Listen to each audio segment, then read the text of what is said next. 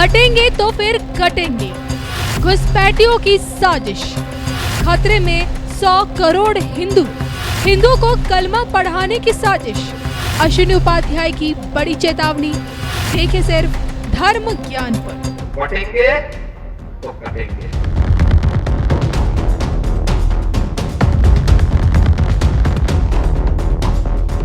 नमस्कार, धर्म ज्ञान के दर्शकों का स्वागत है और मैं हूं आपके साथ कविता राणा।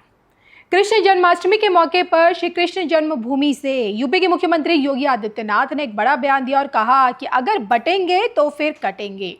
लेकिन क्या आप जानते हैं कि अब बिना कटे देश के 100 करोड़ हिंदू मुसलमान बनने जा रहे हैं। जी हाँ, सनातन पर एक बहुत बड़ा खतरा अब मंडराने लगा है।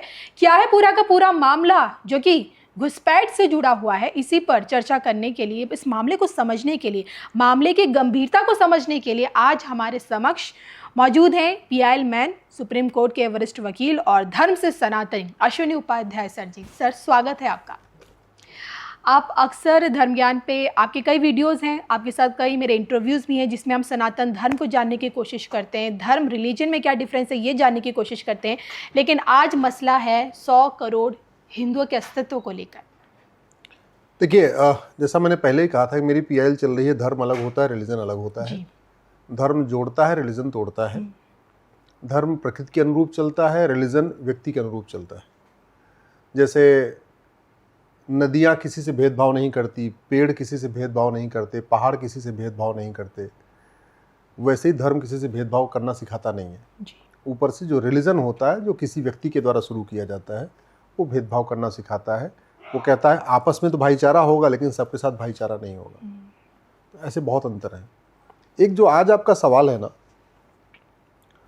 वो है घुसपैठ की और धर्मांतरण की। पहले 2014 के पहले तक, जब तक कांग्रेस की सरकार थी और ज़्यादातर राज्यों में कांग्रेस की सरकार थी या तथाकथित सेकुलर सरकार थी जी।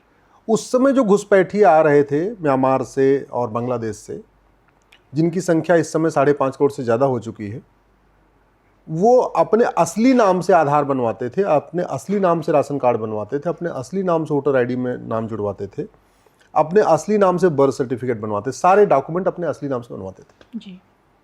2014 के बाद ये जो बांग्लादेशी आ रहे हैं, रोहिंग्या आ रहे हैं, 2014 के बाद चूंकि कई राज्यों में भाजपा की सरकार हो गई है, तो उन्होंने बड़े प्लान्ड वे में हिंदू नाम से सारे डॉक्यूमेंट बनवाना शुरू कर दिया है। बांग्लादेशी आते कैसे हैं? रोहिंग्या बॉर्डर पे आते हैं, 2000 रुपए दे के अंदर आते हैं। कॉमन सर्विस सेंटर पे जाते हैं, क्योंकि फर्जी डॉक्यूमेंट बनाना कोई गंभीर अपराध नहीं है, तो 2000 रुपए में आधार बनवा लेते हैं। जैसे उनका एक डॉक्यूमेंट बन जाता है, वो नगर निगम के दलाल को पकड़ते हैं, 2000 रुपए में उनको बर्थ सर्टिफिकेट बना देता है हिंदू नाम से। ठीक है जी। अब 2 डॉक्यूमेंट उनके हिंदू नाम से हो गए। फिर वो दलाल को पकड़ते हैं तहसील के, वो 2000 रुपए लेता है और हिंदू नाम से उनका बाकायदा राशन कार्ड बनवा देता है। हिंदू नाम से 3 डॉक्यूमेंट हो गए। फिर दलाल को पकड़ते हैं तहसील में, एसडीएम ऑफिस में, हिंदू नाम से डोमिसाइल सर्टिफिकेट बना देता है। 4 डॉक्यूमेंट हो गए। आरटीओ ऑफिस को दलाल को पकड़ते हैं, 3 से 4000 रुपए में हिंदू नाम से ड्राइविंग लाइसेंस बनवा लेते हैं।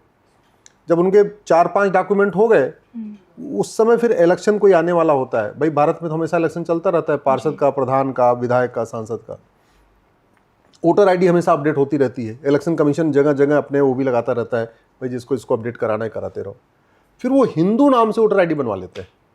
तो अब आज की डेट में लाख नहीं बल्कि करोड़ से ज़्यादा Bangladeshi Muslims, Rohingya Muslims Hindu नाम से 5-5, 6-6 डॉक्यूमेंट बनवा चुके हैं, हिंदू नाम से वोटर आईडी बनवा चुके हैं, हिंदू नाम से वो भारत में रह रहे हैं। अब बड़े प्लान्ड में उनकी जो प्लानिंग चल रही है कि अब वो सामूहिक धर्मांतरण करेंगे। हैं वो मुस्लिम, हैं वो म्यांमार के, हैं वो बांग्लादेश के, पहचान हिंदू बना रही, पहचान उन्होंने अपनी हिंदू डॉक्यूमेंट में पहचान हिंदू नाम से बना लिया। हिंदू वाला कोई काम नहीं करते, न होली मनाते हैं, न दिवाली मनाते हैं, न रक्षाबंधन करते हैं, कुछ भी नहीं करते, न तिलक लगाते हैं, न रक्षा करते, कुछ नहीं करते, न नवरात्रा करते हैं, न जन्माष्टमी मनाते हैं, न शिवरात्रि मनाते हैं। एक्चुअल में वो अभी छिपे तौर पे रह रहे हैं, सामूहिक रूप से नमाज नहीं पढ़ने जाते कि कोई पहचान लेगा तो दिक्कत आएगी। लेकिन अब वो क्या करने की उनकी तैयारी चल रही है कि वो शहर वाइज पता चला एक दिन दिल्ली में 5,000 लोग धर्मांतरण करेंगे, दुनिया को दिखाएंगे कि दिल्ली के 5,000 हिंदू मुसलमान बन रहे हैं। और आप उन्हें रोक नहीं सकते कि जबरन धर्मांतरण तो होगा नहीं है। जबरन हुआ नहीं, अपनी इच्छा से जा रहे हैं। एक्चुअल में है वो मुस्लिम, लेकिन दोबारा फिर से कागज पे हिंदू हैं तो मुस्लिम दिखाएंगे अपने आप को। इनकी पूरी योजना चल रही है, उसमें कई सारे मुस्लिम ऑर्गेनाइजेशन भी जुड़े हुए हैं, उसमें कई सारे संगठन इस पे काम कर रहे हैं। पूरा इंटरनेशनल पूरा ये एजेंडा है इनका कि पूरी दुनिया में सनातन धर्म को बर्बाद करने के लिए कम से कम भारत के 100 शहरों में बड़े बड़े सामूहिक धर्मांतरण के कार्यक्रम हो। जैसे आपने कुछ दिन पहले सुना था आपने कि बरेली में तौकीर रजा कह रहा था सामूहिक धर्मांतरण कराएंगे। ये सामूहिक तो वो एक्चुअल में हिंदू नहीं है वो सारे कन्वर्टेड, ऑलरेडी वो मुस्लिम ही है, कोई बांग्लादेशी है, कोई रोहिंग्या है, लेकिन बड़े प्लान्ड वे में पूरे दुनिया को दिखाने के लिए कि हिंदू में छुआछूत है, हिंदू में ये है, ब्राह्मणवाद, दलितवाद, जो दुनिया भर का है, हिंदू धर्म को बदनाम करने के लिए उन्होंने सारे डॉक्यूमेंट बनाए हैं और दिखाएंगे कि हम सब कन्वर्ट हो रहे हैं, हिंदू धर्म को छोड़ के जा रहे हैं, एक्चुअल में पहले से मुस्लिम है। अब इसका समाधान क्या है जी?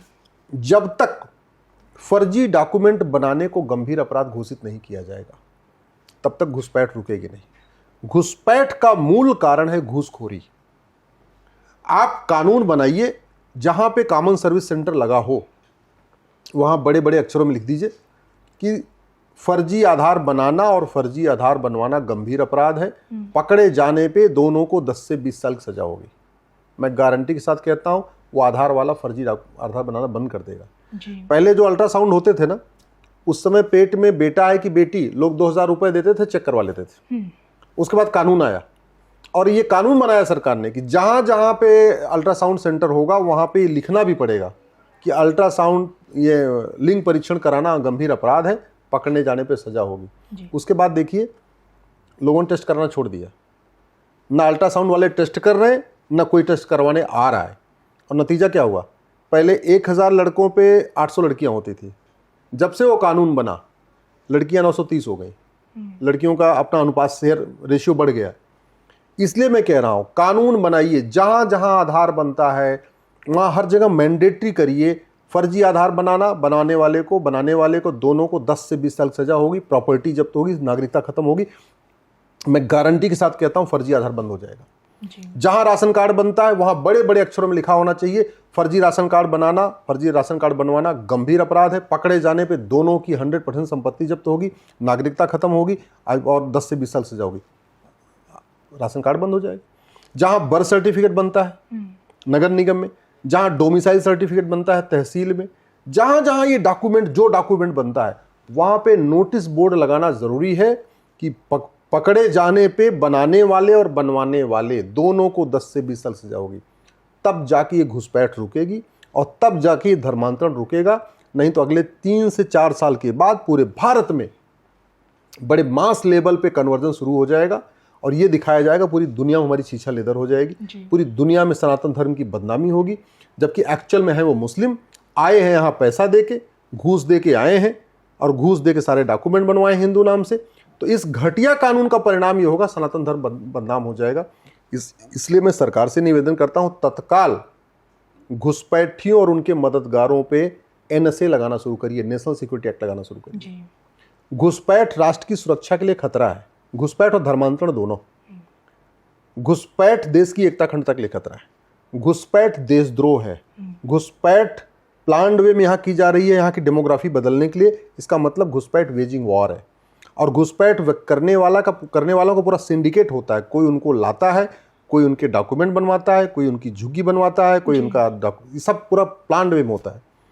तो जब तक घुसपैठियों पे NSA नहीं लगेगा, UAPA नहीं लगेगा, जब तक वेजिंग वॉर की धारा नहीं लगेगी, जब तक देशद्रोह की धारा नहीं लगेगी, जब तक इनके पे वो गैंगस्टर एक्ट नहीं लगेगा, जब तक इनके मददगारों पे भी वो 5 धाराएं नहीं लगेंगी, तब तक घुसपैठ नहीं रुकेगी। और जब तक घुसपैठ नहीं रुकेगी तो भारत की डेमोग्राफी नहीं बचेगी। पाकिस्तान में हम खत्म हो चुके हैं, अफगानिस्तान में हम खत्म हो चुके हैं, बांग्लादेश में अगले 2 साल के अंदर 1 साल के अंदर खत्म हो जाएंगे। भारत के 9 राज्यों से हम खत्म हो चुके हैं, 800 जिलों में से 200 जिलों में खत्म हो चुके हैं, 6000 तहसीलों में से 1500 तहसीलों में खत्म हो चुके हैं। इसका मूल कारण है घुसपैठ, धर्मांतरण, जनसंख्या विस्फोट। समाधान कठोर कानून है। अगर हम चाहते हैं कि सनातन धर्म की जो आने वाली बदनामी होने वाली है, सरकार तत्काल कानून बनाए, नहीं तो आने वाले टाइम में बहुत विकट स्थिति हो जाएगी। बिल्कुल। तो क्या आप भी इस मसले पर अश्विनी उपाध्याय जी की इसी बात से क्या सहमत हैं? कमेंट करके बताइएगा ज़रूर। और इसी के साथ इजाज़त दीजिए। नमस्कार।